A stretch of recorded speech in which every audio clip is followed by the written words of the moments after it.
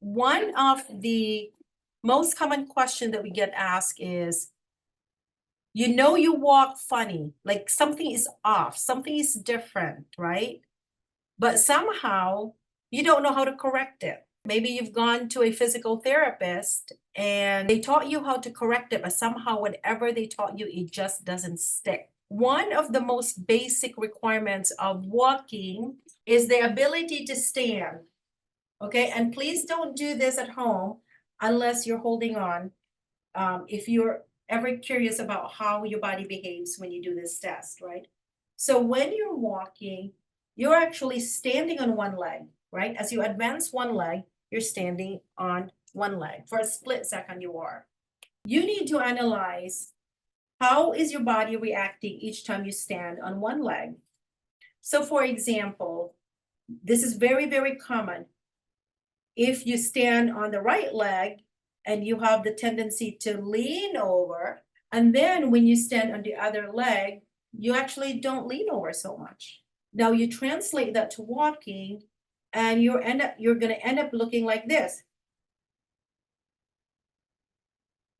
And you think you're limping. It's not a limp. We're talking about stability of your pelvis. Picture a chair that has a missing leg. What happens to the chair? The chair's going to tip, right? So why is it that when we stand on one leg, we don't tip? You would think we would, because there's no support on that side. So the reason that we don't tip is because we are designed so that this part right here, by the way, this is very, very common area of pain. So when I stand on one leg, before my pelvis could drop, this muscle right here is going to pull it, and that's what stabilizes it. When that has a problem and it's no longer going to be capable of stabilizing you, the body is going to react one of two ways. It either drops, okay, which is why you also see people walking like that, or it will overcompensate by pulling you over in this direction. And that can be a situation. This is usually the more common version, is that the body learns to compensate and you just kind of throw yourself over that way. Okay? So what happens when you have that walk, right? You're going in this direction constantly. That means that one side is going to be all overstretched, whereas this one is going to get shorter. Does that make sense? Right? So this type of walk can cause an IT band problem, okay?